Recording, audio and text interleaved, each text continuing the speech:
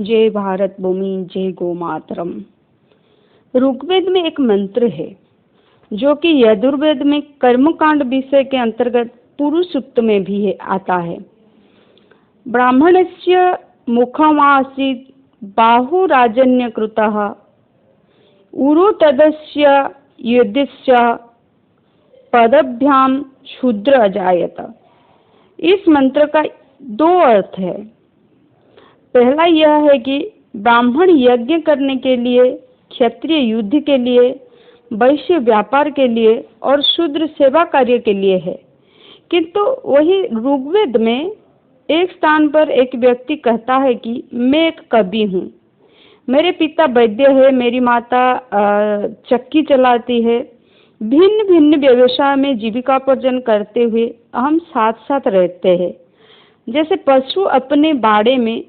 यहाँ तात्पर्य यह है कि भले ही एक परिवार में रहने वाले सदस्यों की रुचि अलग हो सकती है, फिर भी वह एक साथ रहते हैं। अर्थात यही बात किसी समाज पर लागू होती है।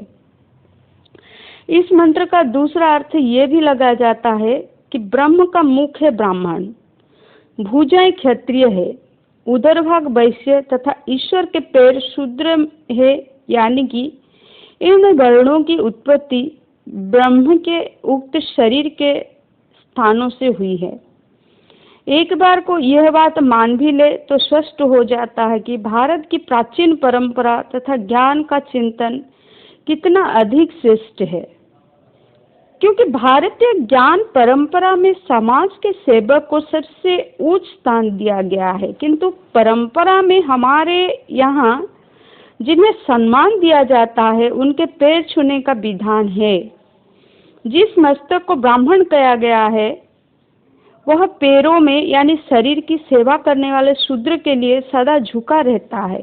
इसीलिए प्राचीन गुरुकुल में वर्णों में रहने वाले राजा के पुत्र या धार्मिक वर्ग अथवा सामान्य व गरीब के बच्चे एक समान एक पद्धति से बिना किसी भेदभाव के शिक्षा ग्रहण करते हुए दिखाई देते थे।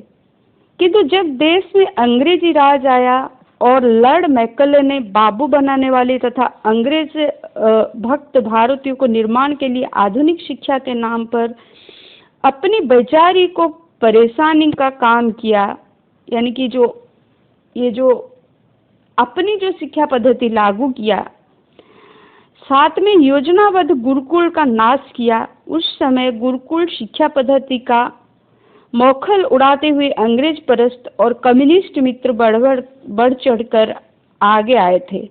लेकिन अभी उन्होंने भी जान लिया कि आधुनिकता के नाम पर दी जाने वाली सिर्फ अंग्रेजी शिक्षा से योग्य और उत्तम पीढ़ियां नहीं बनाई जा सकती है। अभी आप लोग देख रहे होंगे कि जो गुरुकुल के नाम पर चिल्लाता रहता है कि गुरुकुल करेंगे, गुरुकुल आचार्य ट्रेनिंग करेंगे, अरे खुद तो अपने बच्चे को कहाँ पढ़ा रहा है? वही Maikal education, Delhi public school, वही अंग्रेजी मीडियम स्कूल में पढ़ा रहा है ना। फिर गुरुकुल कैसे संभव हो सकता है? गुरुकुल केवल भाषण में खड़ा नहीं हो सकता है बंधुगण। इस देश को सुधारने, इस जाति को सुधारने बिना संस्कार जोड़े श्रेष्ठ संतति का निर्माण नहीं होता है। क्या ये संस्कार जुड़ा जाता है आज की शिक्षा पद्धति में? चलो देर से ही सही देश के अंग्रेजी बौद्धिक वर्ग को यह बात तो समझ में आ ही गया है कि भारतीय चिंतन से प्रेरित बौद्धिक वर्ग तो कब से यह मांग कर रहा था, और अभी ये गुरुकुल का सपना हर किसी के मन में। जब राजीव भाई दीक्षित ने सोने की चिड़िया, जगत गुरु सोने की चिड़िया कहलाने वाली ये भारत माता को फिर से जगत गुरु बनाने की सपना दिखाकर ये नई पीढ़ियों के अंदर बीज बो के गए हैं। इस बीज को सफल वृक्ष बनाने के लिए हम सभी को मेहनत करना पड़ेगा। हम सभी को गुरुकुल जैसे श्रेष्ठ परंपरा को जोड़ने में प्रयास शुरू करना पड़ेगा। परंतु ये भी सत्य है, पहले चुनिए कि हम जिसको गुरु बना रहे हैं, हम जिस गुरुकुल का सपना देख रहे हैं, वो मॉडल कैसा होना चाहिए। गुरु ब्रह्मा गुरु विष्णु गुरुदेवो महेश्वरः गुरु साक्षात परम ब्रह्म तस्मै श्री गुरवे नमः। इस शब्द का, इस श्लोक का अर्थ आप सभी को पता है। तो यही गुरु स्त्री और पुरुष के समान शिक्षा को लेकर गुरुकुल यानी जो पारंपरिक गुरुकुल था वो कितना महान था, ये हम अगले वीडियो में बताएंगे, वीडियो ज़्यादा लंबी हो जाएगी। गुरु क्या होता है, गुरु की महिमा का अंदाज इसी बात में लगाया जा सकता है कि जिसे इस ब्रह्मांड का कारण और नियंता माना जाता है, उसके समकक्ष गुरु को स्थान दिया गया है। इस गुरुकुल व्यवस्था की परंपरा हमें बताती है कि देश में शिक्षा प्रणाली की कैसी व्यवस्था होनी चाहिए।